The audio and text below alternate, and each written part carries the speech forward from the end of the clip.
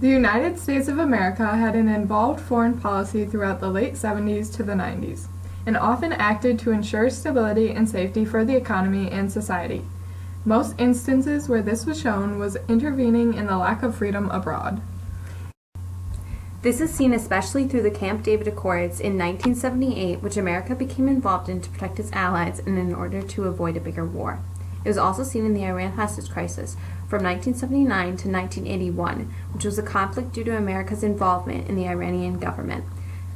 And it is also seen in the fall of the Soviet Union in 1991, which was an effect of the Cold War. All were instances where issues abroad could have affected America in a negative way, and where our involvement was for the interest of peace, both abroad and on the home front. Perhaps the most involved foreign policy of this era was the Camp David Accords. This agreement between Egypt and Israel ended the Yom Kippur War. The Yom Kippur War was fought between Egypt and Syria and Israel. It was fought because the Arab countries of Egypt and Syria wanted land taken from them when Israel was formed. Egypt wanted Sinai, and Syria wanted Golan Heights. These countries had refused to work out a peace agreement with Israel regarding the issue. This incident almost caused a global war, as the United States was supplying Israel and the Soviet Union was giving weapons to Egypt. Although the Soviet Union was more powerful than Egypt, Soviet leader Leonid Brezhnev told U.S. President Nixon that he had lost control of Egyptian President Anwar Sadat. On October 6, 1973, Egypt and Syria launched their attacks. This resulted in a 2-year war.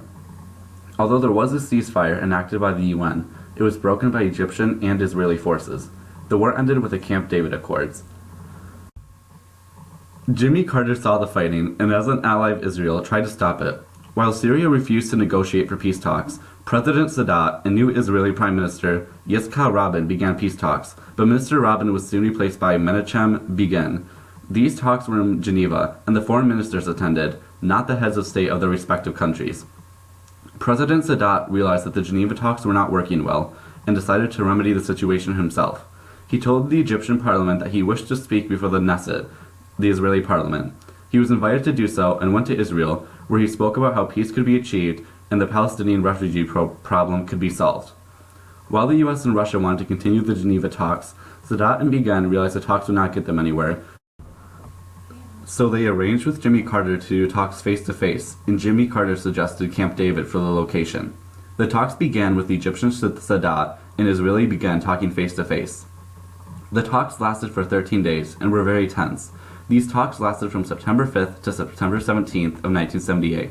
At times, leaders of both countries wanted to end the negotiations, but Jimmy Carter lured them back. Thank heavens for Jimmy Carter. While the parties did work out an agreement, the United Nations rejected it because it did not meet their guidelines. The agreement, called the Framework for Peace in the Middle East, had 3 parts. The first part stipulated that the regions of West Bank and Gaza would be released from Israeli military control, and the inhabitants would participate in democratic elections. This would take place in a 5-year transition period. The second part stipulated that the countries of Egypt, Jordan, and Israel must agree to the terms of a new Palestinian government's creation. The third part stipulated that the countries of Israel, Egypt, and Jordan would get together at the end of this 5-year period to decide the fate of the territories of West Bank and Gaza. A peace treaty must be negotiated between Israel and Jordan.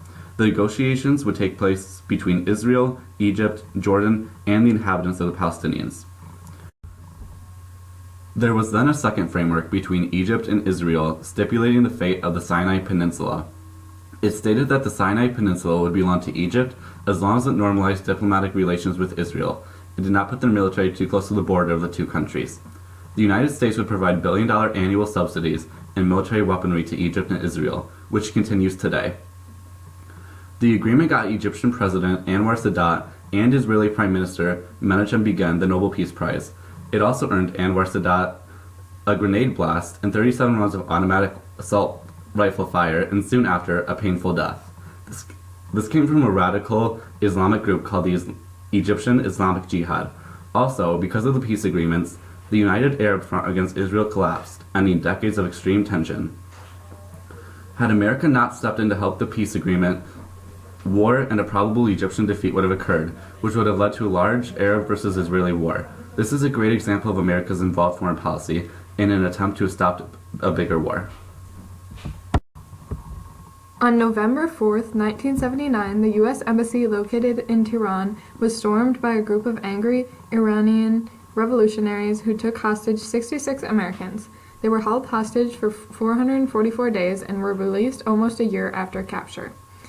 The conflict between Iran and America began decades before due to tensions about oil. At this time, British and American corporations owned a large amount of Iran's petroleum reserves, which was very profitable for them. However, in 1951, when nationalist Mohammad Mosaddegh was elected prime minister, he planned on nationalizing Iran's oil industry. Discontent with this idea, the American CIA and the British intelligence secretly planned to overthrow Mossadegh for a leader who would encourage Western interests. The operation was called Operation TP Ajax. The new leader was Mohammad Reza Shah Pahlavi. He was anti-communist and pro-Western. He exchanged 80% of American and British oil resources for tens of millions of dollars of foreign aid. Growing discontent with the Shah's government led the people to follow radical cleric Ayatollah Ruhollah Khomeini and his revolutionary Islamist movement. In July of 1979, the revolutionists forced the Shah to abandon the government and flee to Egypt. The Shah was suffering from advanced malignant lymphoma and seek treatment in the U.S. President Carter reluctantly agreed to offer treatment in the U.S. as a humanitarian matter, not political. Carter did not want to create tension with the Middle East, but because of this, anti-American movements increased heavily. The revolutionaries took 66 American hostages, but 13 were released shortly after capture. Most of the hostages were diplomats and embassy employees. The hostages were never seriously hurt, but were treated poorly. They were blindfolded and taken in front of crowds and filmed on TV. They could not speak or read and usually could not even change their clothes. In response to the hostage situation, Carter attempted a number of diplomatic strategies, which he believed took too long. Finally, the president launched Operation Eagle Claw, which would send an elite rescue team into the embassy.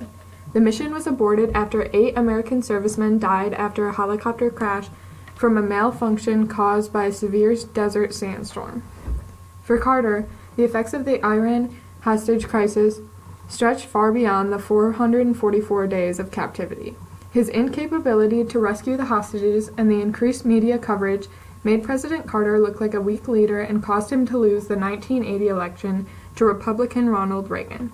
A few hours after Reagan gave his inaugural address, the hostages were released from captivity.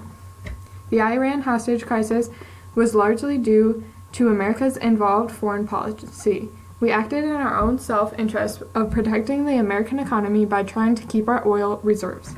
After conflict erupted with the hostage crisis, we attempted to improve diplomatic relations in order to bring a solution to the crisis. I said Iran. Hi, I'm Edward Colbert. How old were you when the Iran hostage crisis began? I was about 17. I think I was a senior in high school. What was it like on the home front? I think in the United States, things were very tense at the time. The economy was not doing well. President Carter was not very popular. Tensions around the world were high.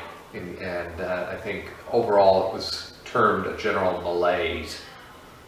What was your initial reaction to the hostage crisis?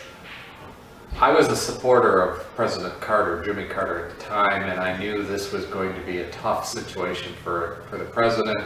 It was going to put his re-election chances in jeopardy, and it was disappointing to me, certainly from a standpoint of a foreign nation taking hostages in such a vicious way, and really nothing we could do about it.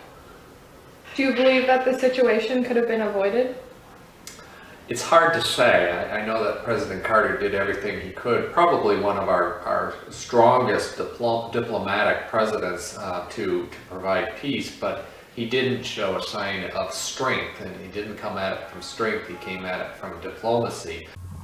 On Christmas Day of 1991, 11 of the 15 Soviet republics, the Ukraine, the Russian Federation, Belarus, Armenia, Azerbaijan, Kazakhstan, Kyrgyzstan, Moldova, Turkmenistan, Tajikistan, and Uzbekistan split up into separate nations. After the three Baltic nations had already declared their independence, this marked the end of the infamous Soviet Union. The Soviet Union formed in 1917 after the Bolshevik Revolution. A communist nation was formed after the Tsar was overthrown. The nation promised to be a society of true democracy, but the single-party communist rule and dictatorship led to many feeling as oppressed as they did prior to the revolution, especially during Joseph Stalin's rule. After the end of World War II and Joseph Stalin's reign, the Soviet Union began to focus more on the arms race and became less totalitarian. In 1985, a communist politician by the name of Mikhail Gorbachev promised to bring the nation to a more productive and powerful state. He introduced a policy of political openness known as glasnost. New freedoms were given to citizens, such as being able to express negative views of the government in newspapers. For the first time, members of the USSR were also allowed to vote, and they were able to vote for different parties. He also created reforms in economics, as the economy was struggling after the oil crisis of 1979 to 1982. This was called perestroika, and it loosened the governmental control over the economy. Gorbachev also loosened the communist rule on the nations of Eastern Europe. Gorbachev's economic reforms allowed more private businesses and created more market economy-like systems. However, this change in economics caused shortages and poverty. Gorbachev worked for a policy of non-intervention in order to strengthen ties with the U.S. and other countries. He even pulled troops out of Afghanistan. The end of the strict communist rule slowly led to a democratic revolution throughout Eastern Europe, starting with Poland and eventually leading to the fall of the Berlin Wall. One by one, each of the USSR's republics declared their independence. Gorbachev resigned as president of the Soviet Union, and Boris Yeltsin took his place as president of the independent Russian state. Today, the president of Russia is Vladimir Putin. The fall of the Soviet Union was partially due to the strict foreign policy that America had put in place during the Cold War, due to the power struggle that it had with the communist nation. Our economic embargo on the Soviet Union weakened their economy and called for a change in the USSR's economic and governmental systems, which led to the democratic revolution. In conclusion, these three events showed that America's foreign policy during the time was in the interest of peace and safety for America.